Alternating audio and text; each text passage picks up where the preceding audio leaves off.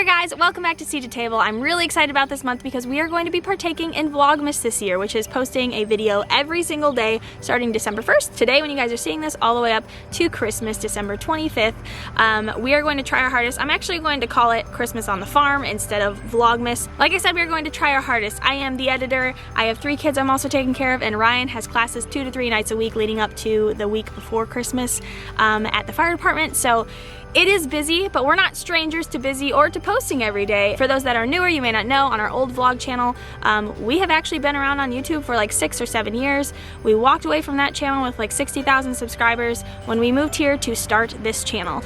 And in the beginning of our vlogging journey, we were daily vloggers for like 2 solid years, I want to say. It's gonna take me getting like used to editing every day, and it's very different now having 3 kids, a farm animals to take care of. This sun, I have literally recorded the beginning of this like 6 times because it doesn't want to stay away.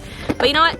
I wasn't planning on making this a super formal video, so we'll just grab this and go. I have all the videos planned out though. Pretty much all of your guys' questions that have been asked over the last year since we have lived here will be answered, ranging from animal care, animal cost care, what it's like having certain types of animals, the process of buying the property.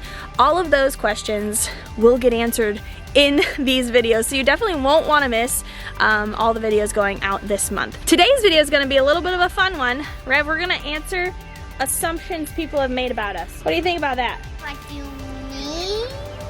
So do you know what it means when you assume something? Take a guess. What do you think if you were to assume something, what would that mean? I think. You think, yep. But you think without facts. So it's something that you assume, but you don't actually know or have the facts to back it up. So we're gonna read some assumptions that people have made about our family. So I thought it would just be fun to answer some of these. You know what, let's set this up and we'll do the first one. I actually know one that was asked that the kids can answer. Ooh. Well, don't do that, camera. So their assumption is that I make my kids finish their plate before getting up from the table. Is that true or false? False. False. Do I ever make you finish your food? No. Do you have to eat everything on your plate to eat dessert? No. I'm guessing this person that asked this is newer because I talk pretty heavily about this, especially on Instagram where I asked for the questions.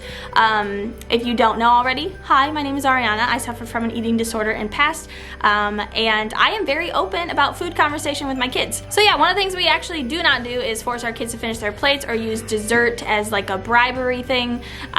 We don't do that because actually looking at studies and having a healthy mindset when it comes to food, that making your kids finish their plate or saying like you can't have dessert unless you eat so much food, actually teaches them to overeat and actually teaches them a very unhealthy relationship with food. So we don't do that. With that though, I'm sure the concern comes that, you know, kids don't want to finish their veggies. Do you guys like vegetables? Yeah. They love vegetables. Give these kids some green beans and they'll eat them all up real quick. The next assumption is you don't socialize with people outside of your church. I'm very happy to say that I can say this is completely false. I do feel like it is something that is easy to fall into as Christians, is not necessarily just being friends with people from your church, but being only friends with other believers, which I think that if you read the Bible, it's very clear that that is not what Jesus wants you to do. He wants you to befriend people of all different walks of life. And I feel like that's something Ryan and I have always been very genuine and authentic about with our friendships, is like we really don't, like your beliefs and stuff, that has no effect on our friendship with people. Our closest friends that we spend the most time with are actually from our co-op, not our church, and some of them believe the same way we do and others do not, and so yeah, it's just not really true. Okay, this question is for you two. I want you to answer it. So their assumption is your children are all well behaved. No. No. No. Is that okay though? Well, it's not always okay to not be nice, but is it normal for kids to not always be well behaved? Yeah. Yes, it is. Yeah. Yeah, that would be a big emphatic false. You know, we have a certain child, and I won't name who, that's not supposed to be playing with any of her sisters today because she's been struggling with bullying. And in order to keep everybody safe emotionally, she wasn't allowed to play with her friends today, with her sisters today. You know what? That's just part of life. Kids are not all perfect. Neither are adults. I'm not always well behaved and don't expect my kids to always be well behaved. Wish I had a little bit more patience with them. I definitely don't. That actually goes into another question. Here, we'll have the kids answer this one too. Is about mommy, okay? So they said, You never yell at your kids. Yes, you do. Yes, I do. I definitely yell, and it's something I wish I did less, and it's something, if you're in my life, you probably wouldn't know, but something I'm actually really working on right now is yelling less, and trying not to get overworked over certain situations.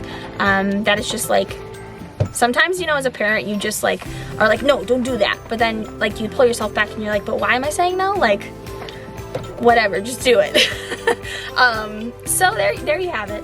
I do yell. Ryan yells sometimes, like we all do at some point, but it is something that we actually are actively trying to stop doing. Definitely you. Yeah, yes. Rev just said definitely us. Yes, the kids yell too. But with that, it is something that we are actively actually trying to stop doing, failing at right now. But it is something we are trying to stop doing entirely.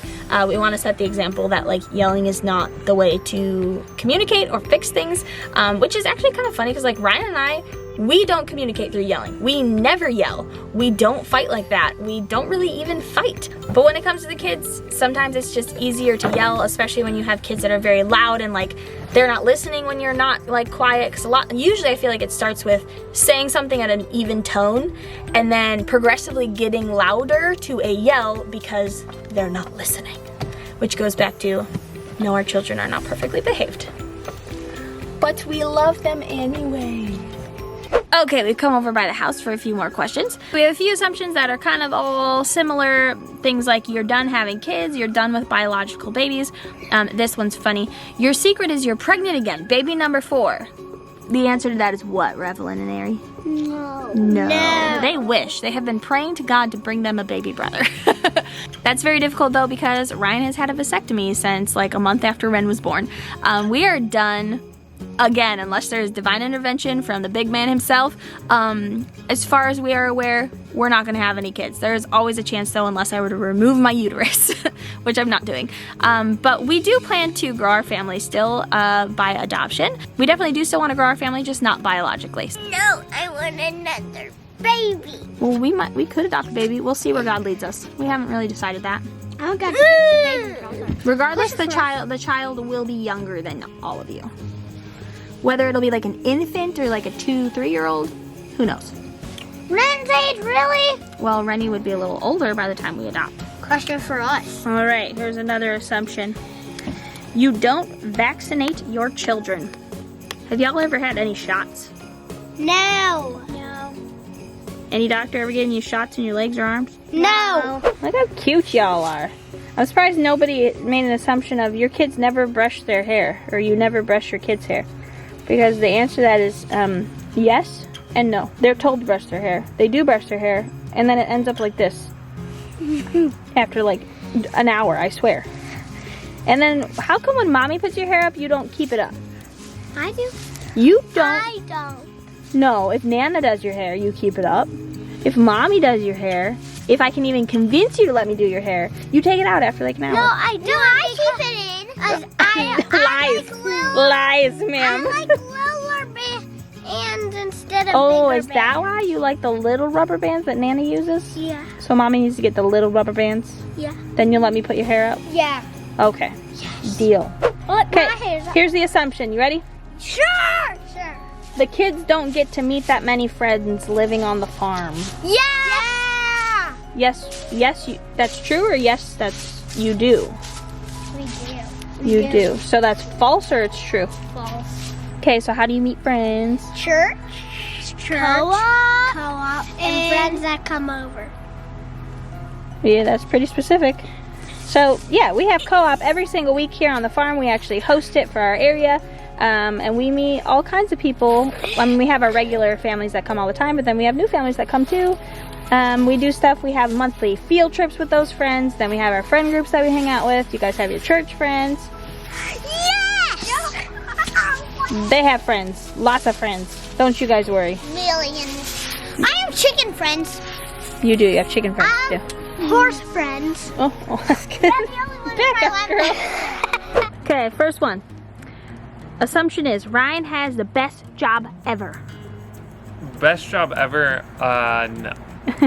There are much better jobs out there, like being a stay-at-home parent or being a farmer. I mean, ideally, that's like the dream job. I do have a good job. I really do enjoy my job, and it's wonderful to be able to work from home and have the flexibility and the freedom to kind of be out here right now at do this stuff 3:45 and have the flexibility to do some work in the evenings and free up some time during the day and all that. So it is a really good job. This, like, I don't know if it's the sun, like, makes it under your eyes dark, even though in real life they're not. They're always dark. They're not as dark as they show on camera, though. You and Ryan have a perfect marriage. False. I feel oddly about this question because there's no such thing as perfection, right, but we because don't. We're flawed people. But we don't have issues. Right. We are good at communicating. We get frustrated with each other, no doubt. I think everybody does. No matter the relationship. Right. It's just because you're constantly around each other. You got little things that get on your nerves about the other person, but I mean, that's life. Again, it comes with being flawed people. We aren't perfect, therefore our marriage cannot be perfect. So close. Oh, why'd you zoom in so much? Sorry. We get along very well. Yes. We have a lot of similar interests and whatnot, which makes I think that things sets go. us apart from a lot of other marriages. I feel Yeah. like a lot of people are opposites attract, where we are like the same. We are very similar. Yeah. In likes and dislikes. Interests, design styles, like all of that, we're very, very similar. It gets rid of the minor things that are like really not that important. I mean, again, there's still pet peeves that happen, like she won't just put the silverware in the dishwasher the way it's supposed to be. I have been trying to make it a point to do that lately, though. Like literally the last couple days I've been watching myself put it in the right place. Just little things like that. But actually, just the other day I was thinking about it, and I mentioned it to Ariana, like, I feel like one of the reasons we have such a good marriage is because we know what annoys the other one, and we're constantly like trying to eliminate those annoyances or those pet peeves. Yeah, like as me much as trying to possible. work on the silverware. Yeah, exactly. But like, even without me even thinking about it, there's things that I do just because I know it makes it easier for Ariana and it reduces that stress level. And so it's like I've just gotten to a point that I'm subconsciously doing that, and it's like that both ways for both of us. And so things like that really make it so much easier and so much more enjoyable that we're not getting frustrated with little things. Yeah. Okay, last assumption of the video. Last assumption. You guys can't wait for your own space. 100%. This is an accurate assumption. Guaranteed. And I always like to preface No money with that, it could be so much worse. Like, we get along with my parents. It's not like we're at each other's throats or anything like that. But when you're used to living on your own and you have a family, a 5-person family, after a year, you want your own space. When Tim and Tammy first moved down to North Carolina, they were staying with us. Yeah. And they were with us for what, like 3 or 4 months? Yeah. And that was easier because it was our space. It was like we did what we wanted with our space, but here it's like this is Tim and Tammy's. And it was only 3 or 4 months. Yeah, and it was shortened. I've already made it known, at least to Ariana, that once we're in our house, it's like no contact for like 3 months, okay? That's not gonna happen. I'm just kidding. But He really it's does gonna want be some nice. time to decompress. Yes. Kind of off topic, but one of the things that we've come to realize is there's things that Ariana used to be good at and bad at, right? And there's things that I used to be good at and bad at. And we've kind of like swapped. We've swapped. So now there's things that used to really frustrate Ariana that don't frustrate her anymore, but frustrate me, and vice versa. And it's been interesting. Ryan's taken on some of my bad habits. Exactly. And you've taken on some of my good habits. I didn't take on your bad ones, though. No. So apparently So I'm the bad. what's that say about I'm the me? common denominator. What's I'm that the say bad about me? influence. It means I'm the bad influence. Oh, and I was the good influence on you. Okay, I see. So we've kind of leveled each other out. I think a little you just don't handle. I do not handle short-term stress well. You do not handle long-term stress well, and I think that's what the biggest thing is. bit. Maybe.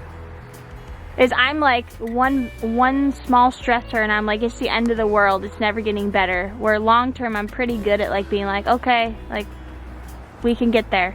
Where Ryan's like short term, it's fine. Long term, it's the end of the world. Not the end of the world, but But you don't handle it as well. it's taking a little bit of toll. My parents are ready to have their own space just as much as we are. All right, well, this is gonna be it for this video. We'll see you guys tomorrow. Hasta la vista, baby. What? No. Please Come on. do not. With that, we will see your wonderful faces tomorrow. Wow, I haven't said that in a long time. Years. Bye now. No, why you do it? Come on, just say bye. Because it's funny. Bye. Come on. We'll see you later. Bye, guys.